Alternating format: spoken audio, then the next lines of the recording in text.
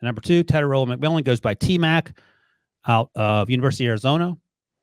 He's listed at 6'5", so we'll see exactly how tall he is, but I'm pretty sure he's not 6 feet or 6'8", so he's probably in that range, 6'3", 6'4", 6'5". And he's incredibly nimble for his size. I thought, obviously, has an enormous catch radius. I thought sometimes he struggled in terms of separating down the field. But again, his ability to contested catches is what stood out. And I like him as a big receiver more than I like some of the recent big receivers coming out. Mike, where are you on T-Mac? Yeah, I'm a big fan of his. I think his body control and catch radius, and not only just catch radius, and ball skills. Like, he does not drop passes. If it's anywhere catchable, he's coming down with it. I think that's his biggest superpower projecting to the next level, is that, you know, he is maybe not 6'5", but he's in the 6'4", 5 range. Like, he is truly a big bodied, go up over the top of opposing cornerbacks and go get it type of wide receiver.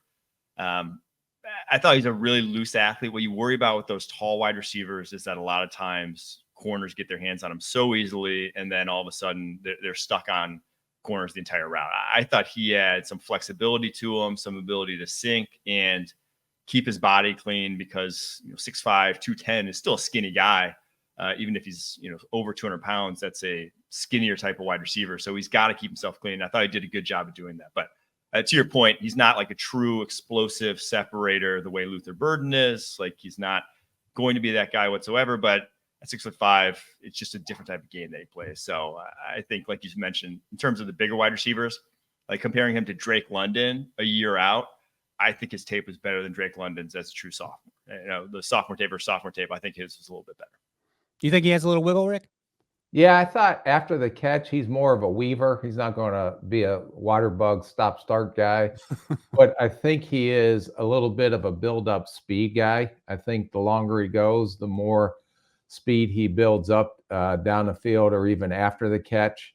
I thought this guy had unique tracking skills. I thought in contested situations, as they say, Mike, back in the scouting terms, there's 2 dogs and 1 bone.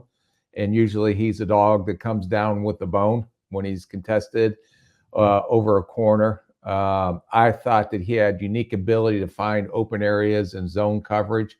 I don't know if he's going to be that guy that's going to be initial separation versus man, but he uses his length and his catching radius so well. So I really like this guy. I wouldn't be surprised. I didn't put him there yet, but if he ends up being the number 1 receiver before it's said and done.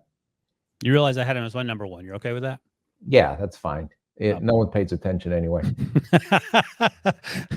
On that note, Rick, give me a comp and a draft range. Yeah, Mike kind of stole my thunder a little bit. I went with Drake London as my comp coming out. First round, too, if you think he might be first round pick. If he has a chance to get up there. All right. Mike took a page from the Rick Spielman Summer Scouting Playbook, and he's aiming high here on this comp. So what do you got, Mike? I'm with AJ Green.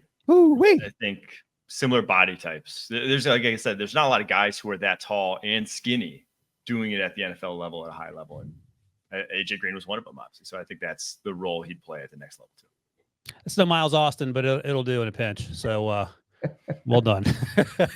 I went, if we're ranking the 3 comps here, my guy comes in 3rd, but similar body type. And Michael Pittman's where I went. If you get Michael Pittman out of this guy, are you upset, or are you okay with that, Rick? I would be okay with it. I guess Pittman just got a big deal, and he just got paid, and he's the number 1 receiver in Indy, so I would be okay with that. Yeah, and he was actually a 2nd-round pick when he was drafted a few years ago. But as we've said several times already, you can have a big season in your final year in college and make yourself a lot of money here. All right, games to watch at Utah in late September, and then TCU about a month after that. We all say first rounder and potentially wide receiver 1.